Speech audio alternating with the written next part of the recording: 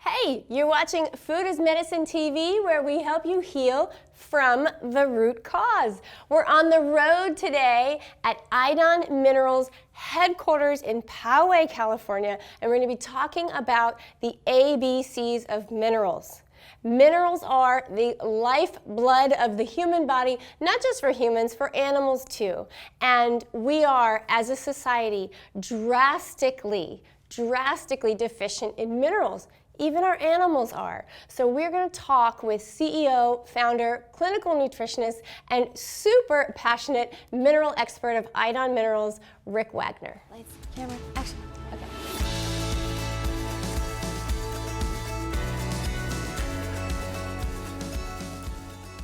Rick, thanks for having me and welcome to our show. Well, thank you for inviting me. I'm really impressed with the facility that you have here. And just in talking to you, I mean, this has been a long time coming, for years. We've been talking, people said, oh, you've got to connect with these guys, they're so passionate. I love the fact that you, like me, there's really no separation between who you are and what you do with minerals. Right. I mean, tell me why, where did this passion come from?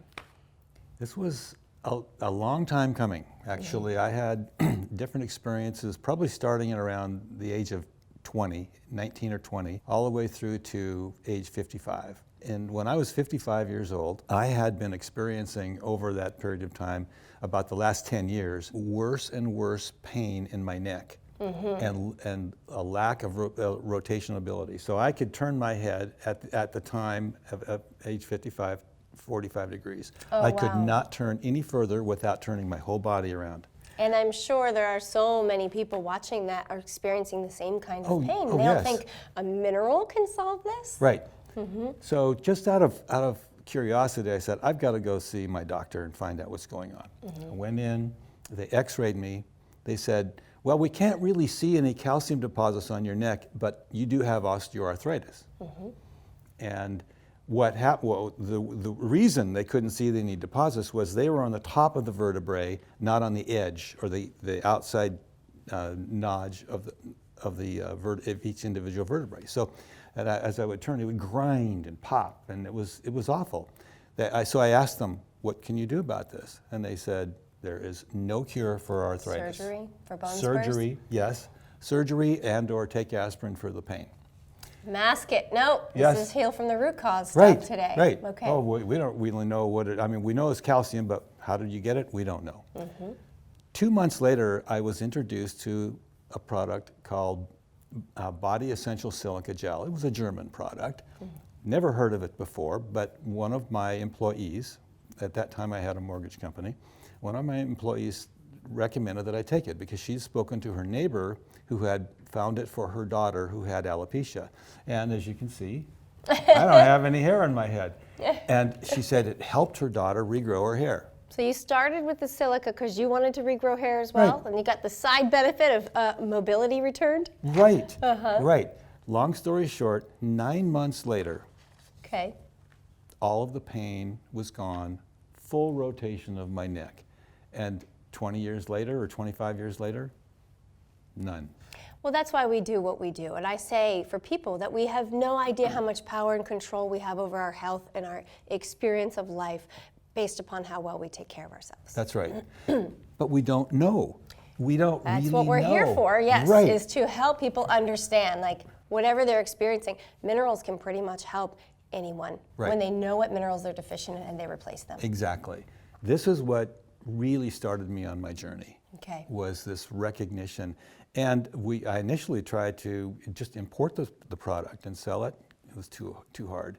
And I got a hold of a chemist that I knew, and we came up with the raw material that is optimal for making our silica supplement. That was your first supplement? Was that back in 1996? That was about 1996, 97 is when we developed it right in that area, yes. This is not your first rodeo. More than 2 decades later, how many products does Ion have now? Gosh, now I think we're at 18 individuals or 16 individuals and then 5 complexes.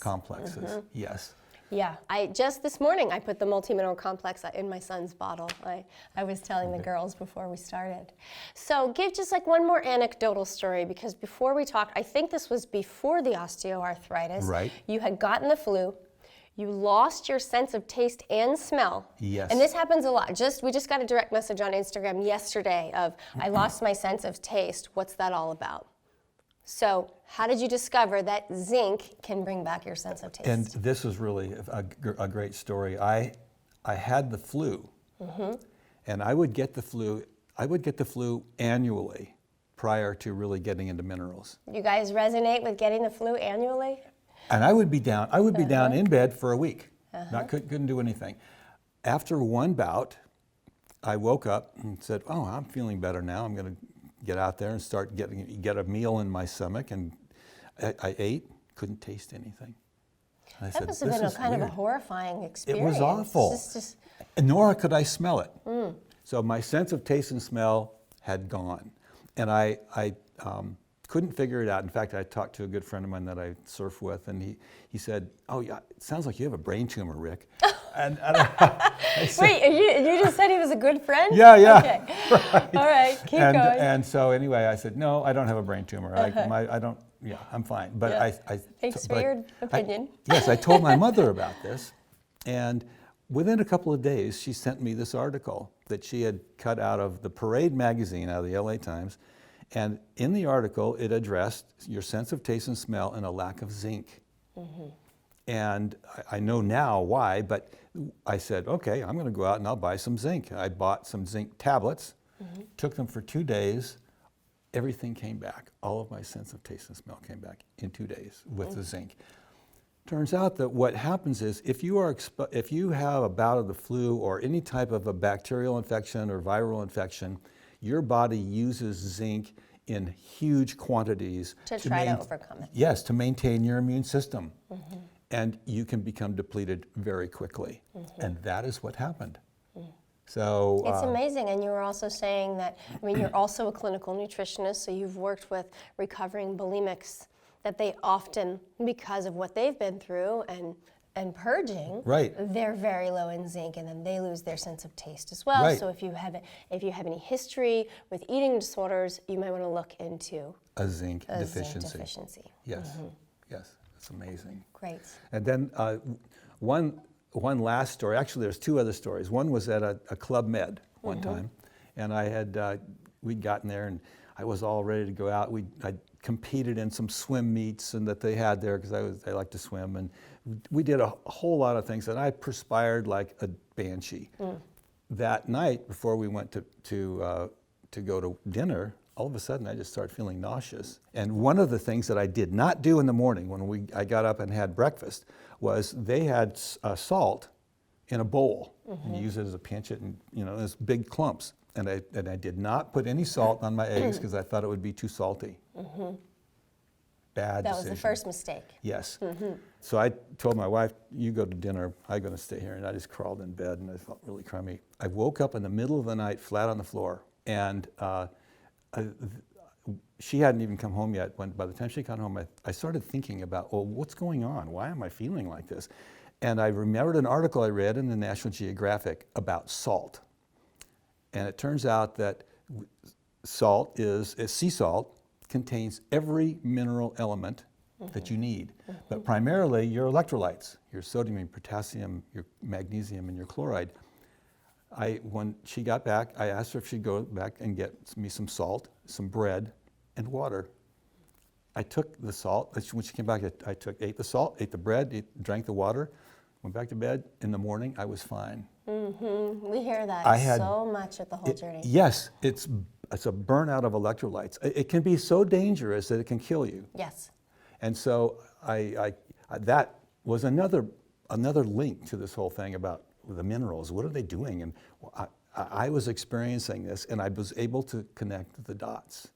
And then the very first one that I ever experienced was in college, and I would always get sick every year. And I went to Oregon for 2 years, and my coach turned me on to a nutritionist in college. He prescribed some minerals and some vitamins. I took the vitamins; they didn't seem to do much, but once I took the minerals, my cold went away. It's pretty magical. It is magical. I mean, we like to, as clinicians, we say, oh, don't guess at it, test it, and we like to look at all of the studies, but then the anecdotes are there, and like how you can feel from 1 second to the next second, literally that quickly with putting a little salt in your water if you feel dizzy or lightheaded, right? To how that's going to help support your electrolyte balance, your adrenal function, and so many biochemical processes throughout the human body. Right. And you can't overdo it on minerals because if you take too many, your body is going to excrete them. There is one thing that you do need to be careful about, and that is taking too much of one and not enough of another that will like manage a complex, and help. Yes, you need to balance them, but you can take a whole lot if they're balanced. It's important to understand that every cell in our body depends on minerals to function correctly. The human body must maintain certain levels of minerals, and the level of one mineral is going to affect, as Rick just said, the level of another mineral. It's kind of like a domino effect that happens. They're not just essential to our well-being, but really, guys, to our very existence. And being low, or even high for that matter, on any one mineral or combination thereof can cause some serious cascading domino effects on our health as it relates to our thyroid, our adrenals, our bones, or our immune system. Those are the four major systems that minerals really work to support, as well as our overall cell structures. So I'm glad you're watching this because everybody needs to know that minerals are the source of everything. Our food supply is dramatically different than it was 100 years ago. You have to eat 3 apples today to get the mineral equivalent of 1 apple from 1940. And this really drives the point home that we're missing these building blocks of the universe. And we really need to understand where we lie in our mineral deficiency, or lack thereof for some of us. Okay, so Rick explained this to me. You know, there's 84 essential trace minerals. This is why we're putting salt in our water we just talked about. And you're saying that we take that down to 22 that have been studied and proven, and science accepts that they're essential to human health. That's correct. Where's the disparity there? We're missing quite a few. I believe that it is in, and this is a really interesting point, and that as humans, we have developed a certain level of testing capability. The ability to identify the element in any type of solution, then relate that to the human body. What they've discovered is they've tested all of the mineral elements in a human body, and they've basically identified of the top of all of the elements that that we know about, there's about 22 that represent, I would say, 99% of the human body.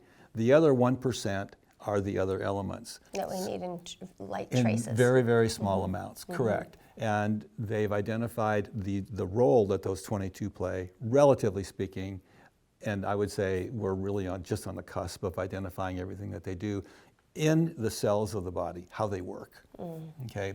So from the standpoint of what you supplement with, if you focus on at least getting good amounts of those 22, and then supplementing that with some trace elements like salt, sea salt, found in sea salt, then you should be in good shape. I understand you're now sourcing high quality salt from the Peruvian Mountains. Yes. That's a new location. This is magical. Think about this. We are getting salt out of the earth at 11,000 feet in elevation, and it's very, very comparable to sea salt. It's excellent. So we're like Himalayan salt, right? So yes. we were doing that anyway. Right. So now we've got Peruvian salt, and I'm excited to try it. The girls gave me some to take home. Good. It's amazing. It really is amazing. It's great. Yeah, but think about, how does ocean water get up 11,000 feet? It doesn't. I don't know. I have yet to figure it out, and I haven't been able to talk to a geologist that understands it either. Yeah. But what's interesting is the Andes of Peru are at the confluence of 2 tectonic plates. Okay. The Pacific plate and the South American plate. And I think that there's a whole lot of rift area going on in there that allows seawater to get somehow pushed up. And then it bubbles out in springs. Okay, that's fascinating. Yes, and you know, Incas have used it for thousands of years. If we were to say epigenetics, and we just kind of describe it as this is the on-off switches of our genetic expression, talk about minerals' role in epigenetics. You can have all of the epigenetics you want. If you do not have the mineral content in the cell, it doesn't matter. It doesn't matter. But So if you do have the mineral now, like, what's the best that could happen, right? Oh, you do have all, like, for then- epigenetics, and you do have all the mineral content in the cell. then you're working the You're a way you should superhero? be. Yes, and you're able to adapt. And I think that the Right. epigenetics part of it is our adaptability, our ability to change or to deal with change. And so our genetic structure is modifying as we're moving through the evolution of man. At a very scary time to be alive, when the soil's depleted, the water's depleted, Right. there's environmental toxins, there's technology, is Right. causing everything. And so this could kind of be our protective suit, so to speak, to make sure we have enough minerals as we keep going and evolving through society. Correct. And that epigenetics part of it that is what allows us to evolve. But we still have to have the right raw materials for that evolution to take place. Correct. It is all about the raw materials. It is. And that's this, we talk about the food supply. We're not eating the same raw materials that we used to eat 100 years ago. And so this is why, like, supplementation really isn't optional for any of us, right? It really isn't if you want to feel your best. Right. As we go forward and try to navigate better quality soil, and we'll talk more about that. Okay, so traditional sources of minerals are going to be your food, plant-based food that grow out of the ground, okay?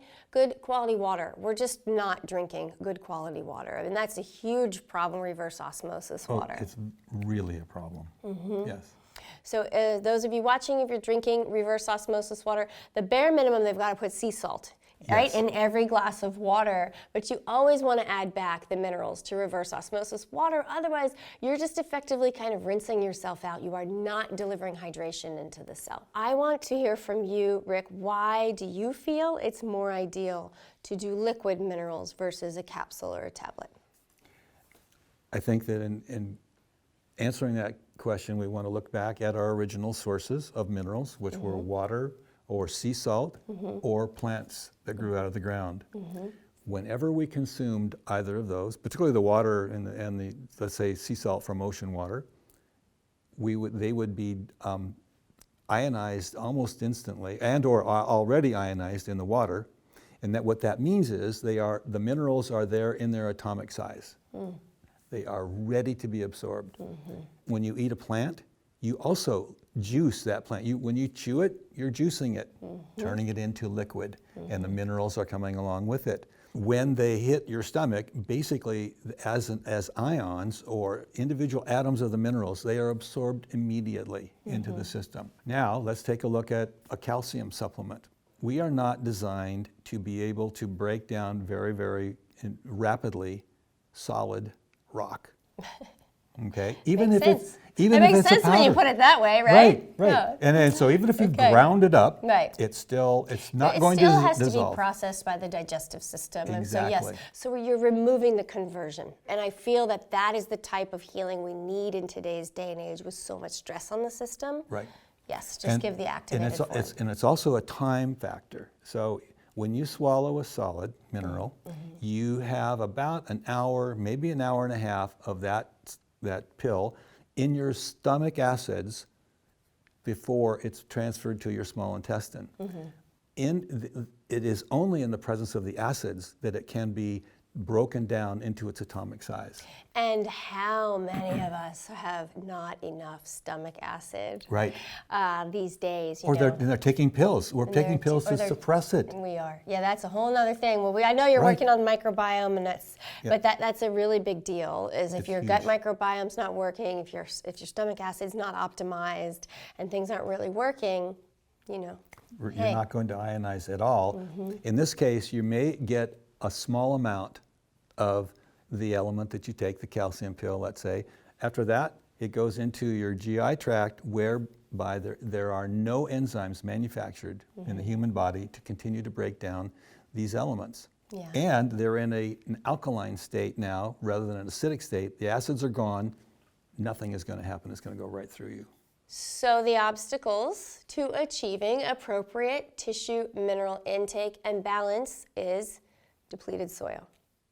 From overproducing singular crops. That's it. We're only growing soy and corn and these singular crops here in the US, and it's not great because we need biodynamic farming, right? Not only that, the country was developed as farmers moved from the East Coast to the West Coast.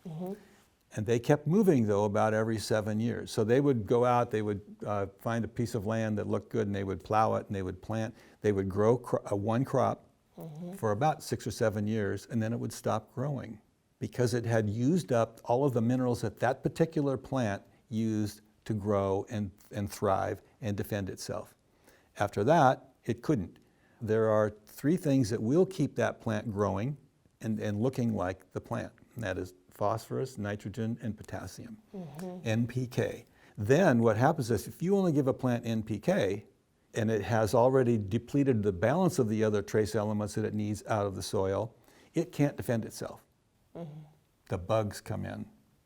So then we need herbicides, pesticides, and fungicides to keep them healthy. And so it's a perfect storm of how we screwed up our food supply. Yes, that's the status. And human health, because I don't know if you know this, but I wrote a book on fertility. And you're talking about the soil no longer being fertile. This starts to really happen with the onset of genetically modified foods and singular crops in the late 90s. And so since then, the infertility of the soil has led to the infertility of human beings. There's 11 times the number of fertility clinics as there was before we started depleting the mineral supply of the soil. That's a direct relationship. Yeah. Of course, there's a direct relationship. So, okay, so we know that the use of pesticides, herbicides, fungicides, because the plants aren't strong enough to develop themselves and to protect themselves. But then we have excessively processed foods. Yes. Overcooked foods. You know, if your digestive health is poor, you need to cook your food to activate the nutrients, but overcooked. And then the consumption of refined sugar. Grains, which I know you can talk about till the cows come home, packaged foods, and then we were talking about, kind of before we started, this excessive toxic overload, this layer of toxicity, environmental toxicity, pesticides, mold, all of these things, and heavy metals is something that I work with clinically a lot. I know you do too. The amalgams, which we're not doing anymore, but they're in there.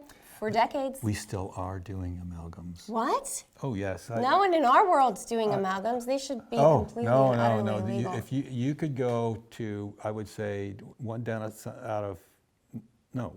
probably 1 out of 2 still is doing amalgams. In fact, one of my relatives took their young child to the dentist, and she had a decayed baby tooth. This dentist wanted to drill out the decay and put in an amalgam in a baby tooth that was going to be lost anyway very shortly. And this was maybe a year ago.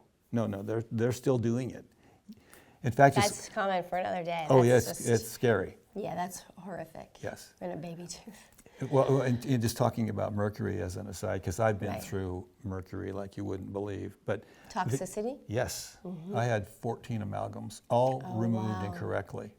Oh, I'm so sorry. That must have made you very sick. Well, it made me very sick, but it was a blessing in disguise because it really focused me on the minerals and how to get these out and why some are bad and some are good, and then how to get rid of them and how to clean yourself up. We could go on and on about the mercury, but just to say it is very, very important that people understand how deadly it really is. Yes. It's comparable with sugar. Worse, I think. Yeah, it's and then vaccines. You're also getting heavy metals from particular vaccines. Yes. One thing I've been working a lot in my practice is physical, mental, and emotional stress leaches minerals, like you wouldn't believe, and who doesn't experience stress in our modern world. And so what I want to ask you now is, what do you believe our daily mineral requirements should be in today's modern world? How are we to take the practical application of what we're talking about with this theory into our bodies? People watching, what should they do?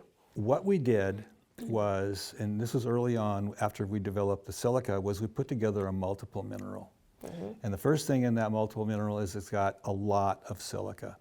Then what we did was we incorporated, I think, think 10 other elements in much larger amounts than you would normally get in, let's say, drinking water or food. Quite frankly, at this point, no one really knows how much you need to take in to be optimal. We do offer a hair mineral analysis that is done in Michigan, and then with that, with your results, you get a menu of what to take. Keeping in mind that we've set certain limits or certain doses from our liquids versus what, and they're a lot different than what the National Academy of Sciences has said we need. Much higher, right? Lower. Oh. Lower. Really? Yes. Because of the ionic minerals? Because they're ionic, they're absorbed right away. Right. Oh, that's great. And if you look at the recommendations of the National Academy of Science for each of the different elements, they are based on dietary studies of what people ate and then what was in the food that they ate, number one. But number two is they're based on what you basically chew up and swallow. Was that food organic? How was it grown? There's a lot of variations. Not only that, does everyone really eat that much, and what did they really eat? Right. And then did that amount of element actually get into their cells? So we're almost starting over from the standpoint of how much do you need and what each individual should get. So we've tried to create a supplement that will address the most significant elements. Then what we recommend is incorporating sea salt into your diet to get the balance of the trace elements. Stop eating table salt. Table salt, again, is as bad as sugar. So if you take those two things, plus adding the hair test kit, then you'll get a real good feel for, number one, you'll be getting a good steady supply of all of the elements. Stop drinking RO water and distilled water, because you're right, they are stripping their body of minerals. Incorporate a good liquid multiple mineral, not from the Great Salt Lake, and then getting a hair mineral analysis. And let's find out what is really going on. Okay, so on your website, you can order a hair mineral analysis test. Correct. You send them the test for free, and they pay the lab directly $100. It's kind of like step one, first base. Check your hair. It's the most effective way to check your minerals is through your hair.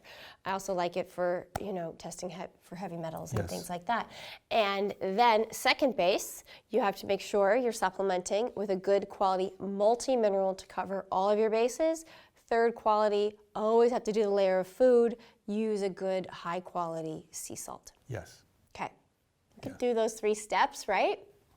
It's really easy. Yeah, it's and easy and the most bang inexpensive for your buck in terms of how you feel. Yes. The bone spurs go away, mobility, Right, your taste right. return, whatever it is for you. And there's so many people I've been working with adrenal dysregulation and thyroid suppression now for the last few years, and minerals are so key to that. They're everything. They're everything. This has been such a fascinating conversation.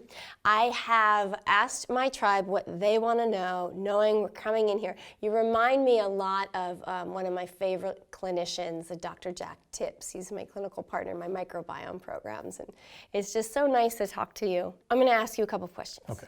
Okay, the first is people want to know, when we're talking about minerals, what's the difference between organic and inorganic minerals? The term organic truly represents the presence of a carbon atom in whatever it is that you're looking at. It isn't, we've taken that to the next step of, if a plant that's grown is not sprayed with pesticide or herbicide or fungicide, it's organic. But from the standpoint of a mineral element, or let's say a solution, if it contains carbon, it is organic. If it doesn't contain carbon, it's inorganic. When we absorb minerals from water, seawater or other water, it is inorganic. The ions are not bound to carbon. If you eat a plant, you are getting an organically sourced mineral element because there will be carbon with it. The plant's mainly carbon, mainly water, but it has a lot of carbon in it. So that is truly the only difference. It isn't that it's better or worse, except in the standpoint of, let's say, produce at the store. It's definitely better to get organic, but you can't get inorganic food. It's always got carbon in it anyway. Okay. So that's the difference. All right, break this one down in layman's terms. What's the difference between ionic and colloidal? That's a really good one. Colloidal means being in perpetual suspension. So our elements are ionic and they are colloidal. Okay. And elemental? And elemental as well. So the elemental and the ionic means that it's missing an electron on the outside shell so that it has a propensity to want to bind to another element. That's what ionic means. But it is the atom itself, okay? If it's colloidal, it can still be an atom by itself, and it's just not going to fall out of solution. So seawater is a colloidal solution. Okay. You can let seawater just sit forever, and nothing will ever fall out. It will settle out. If things settle out, it is not colloidal. Where do you guys source your iodine minerals from?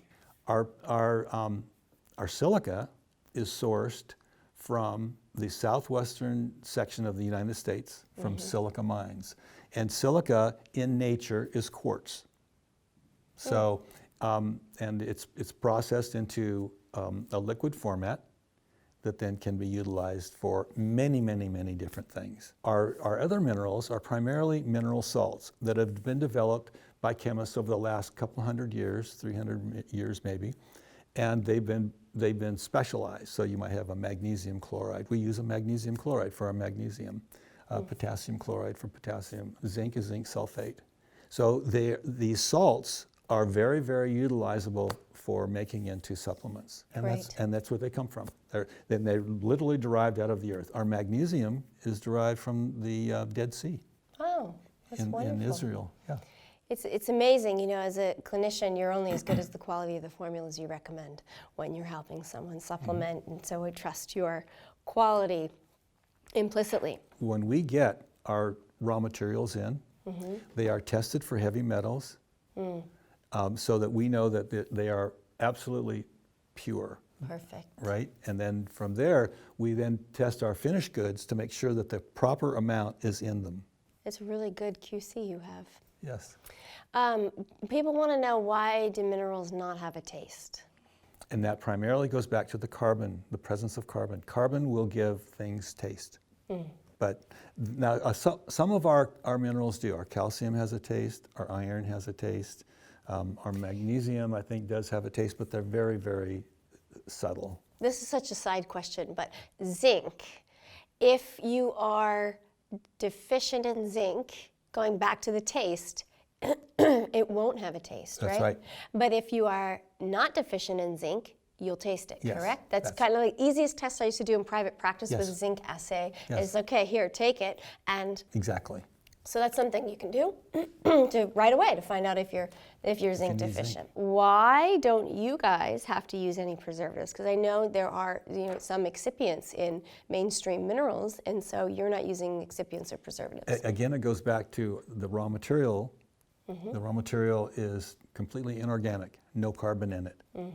So it's that presence of carbon which will promote growth. Got it. Last question for you is an open-ended question of, what are your closing thoughts that people should know about minerals to enhance their health for the rest of their life? I would say that my own personal experiences over the last 20 years, 25 years, have led me to believe that it is the basis of optimal health. We must maintain a good level and balance of minerals. So it's not only the amount, but the relationship between them in our systems. And if we do that, we can deal with pretty much everything that comes along. Certainly any bug, any coronavirus or anything else. But we will also not experience the symptoms of aging, I would call them. We can age more gracefully. Much more gracefully, completely less painfully, no pain, and be able to deal with the obstacles that life gives us. Yeah, these ever-changing demands of life. That's right. Minerals can be your weapon and your guide, really. They should be the basis of whatever else you do in the way of supplementation. Thank you so much. This has been enlightening. I can't wait for part 2. Part 2 is coming soon, the ABCs of minerals, where we're actually going to go through every mineral from A to Z. You've been watching Food is Medicine TV. Thank you so much for being here, and we'll catch you next time.